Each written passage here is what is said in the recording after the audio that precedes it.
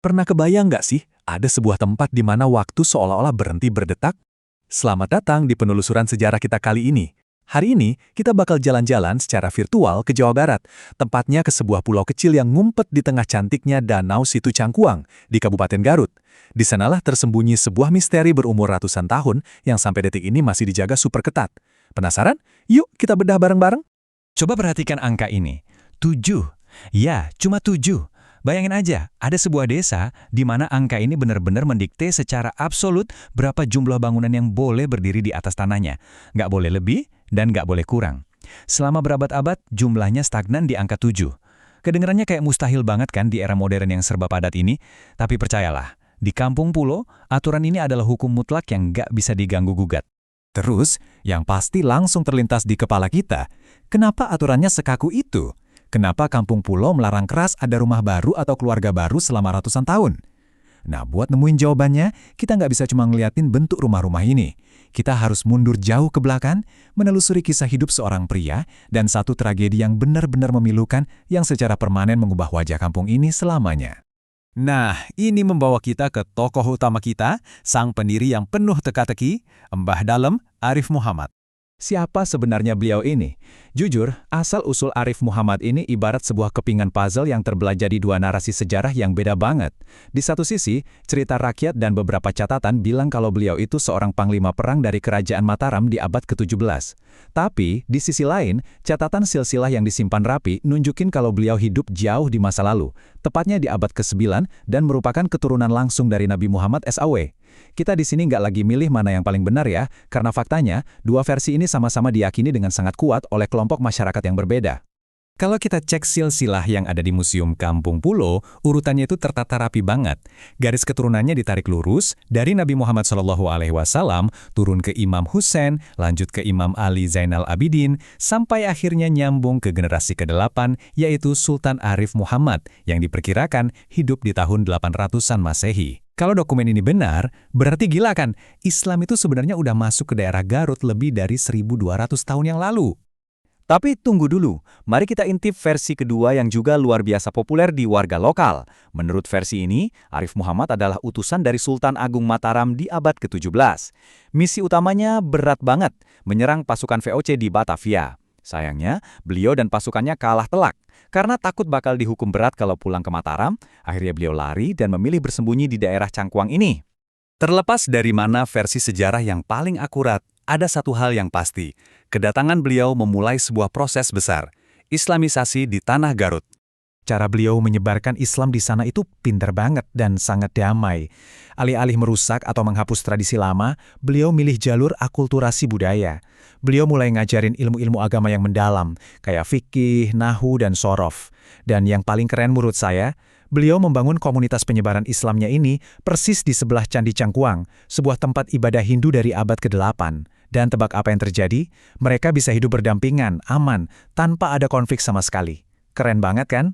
Selain urusan spiritual, beliau juga bawa perubahan fisik yang nyata banget buat daerah itu. Buat ngebantu warga bersuci dan ngambil air wudhu, Arif Muhammad nerapin ilmu teknik tata air dengan membendung aliran sungai Cipapar. Nah, bendungan raksasa inilah yang perlahan ngebentuk danau cantik yang sekarang kita sebut Situ Cangkuang. Di pulau kecil di tengah danau inilah, beliau menetap membangun keluarga dengan 6 anak perempuan dan 1 anak laki-laki. Formasi keluarga ini wajib kalian ingat, karena inilah yang bakal jadi cikal bakal aturan unik kampung pulau.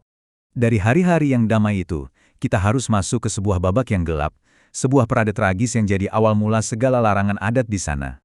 Tragedi inilah titik baliknya. Semuanya terjadi waktu anak laki-laki satu-satunya dari Mbah Dalem Arif Muhammad mau dihitan. Buat merayakan momen ini, sang anak diarak keliling kampung naik tanduk khusus yang bentuk atapnya kayak prisma, sambil diiringi tabuhan gamelan dan suara gong perunggu yang besar. Tapi di tengah-tengah kebahagiaan itu, tiba-tiba bencana datang. Angin topan yang luar biasa dahsyat menerjang parade tersebut. Tandu itu jatuh, dan secara tragis, sang anak laki-laki yang jadi penerus satu-satunya itu meninggal dunia. Dari rasa duka dan trauma yang sangat mendalam itulah, Arif Muhammad ngeluarin wasiat buat semua keturunannya.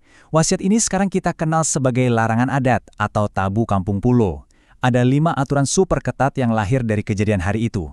Nggak boleh kerja di hari Rabu, jumlah rumah dikunci, nggak boleh ada hewan ternak besar, larangan mukul gong besar, dan atap rumah nggak boleh berbentuk prisma. Yuk kita bedah satu-satu kenapa aturannya spesifik banget. Kita mulai dari logikanya. Kenapa hari Rabu itu dilarang banget buat kerja kasar atau terima tamu ziarah?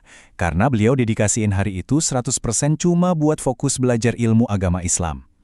Terus soal aturan bangunan tadi, kenapa rumahnya dikunci jumlahnya? Karena setelah anaknya meninggal, cuma sisa 6 anak perempuannya. Jadi desa itu dipatok hanya boleh ada persis 6 rumah untuk keluarga dari 6 anak perempuannya itu. Ditambah 1 bangunan masjid sebagai simbol untuk mendiang anak laki-lakinya. Make sense kan? Pas banget, totalnya 7 bangunan. Nah, untuk aturan lainnya, ini murni masalah ikatan emosional dan trauma.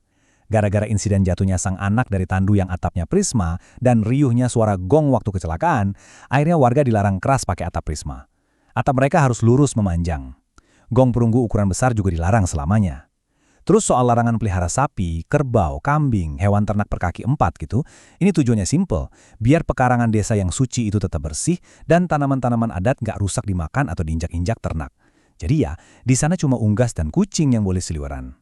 Yang bikin merinding, aturan-aturan ini bukanlah sekedar cerita dongeng sebelum tidur. Ini adalah budaya yang seolah membeku dalam waktu dan benar-benar masih diaplikasikan sampai sekarang. Kalian mungkin mikir, di tahun 2026 ini, dengan populasi yang makin meledak, gimana caranya mereka nahan jumlah penduduk desa biar nggak lebih dari 6 keluarga? Jawabannya ada di sistem kependudukan mereka yang sangat cerdik, namanya sistem tempat tinggal neolokal. Aturannya begini, kalau ada anak dari salah satu 6 keluarga inti itu menikah, argometer langsung jalan. Mereka cuma dikasih waktu maksimal 15 hari buat tinggal di sana. Setelah itu, mereka wajib angkat kaki dari kampung pulau dan bikin hidup baru di luar. Mereka cuma boleh balik dan menetap di rumah adat itu kalau orang tua mereka meninggal dunia. Sistem ini dinamakan ngaplus atau pergantian ahli waris. Benar-benar terstruktur rapi kan? Pada akhirnya, ini semua ngebawa kita ke satu bahan renungan yang menarik.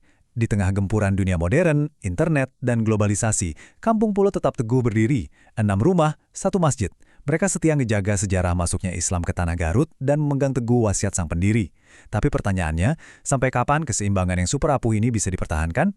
Apakah isolasi ketat macam ini adalah cara terbaik buat melestarikan budaya? Atau justru suatu saat nanti bakal jadi tantangan paling berat buat generasi muda mereka? Sesuatu yang layak banget buat kita pikirin ya. Terima kasih banyak udah nemenin penelusuran sejarah ini sampai akhir. Sampai jumpa di bahasan seru berikutnya.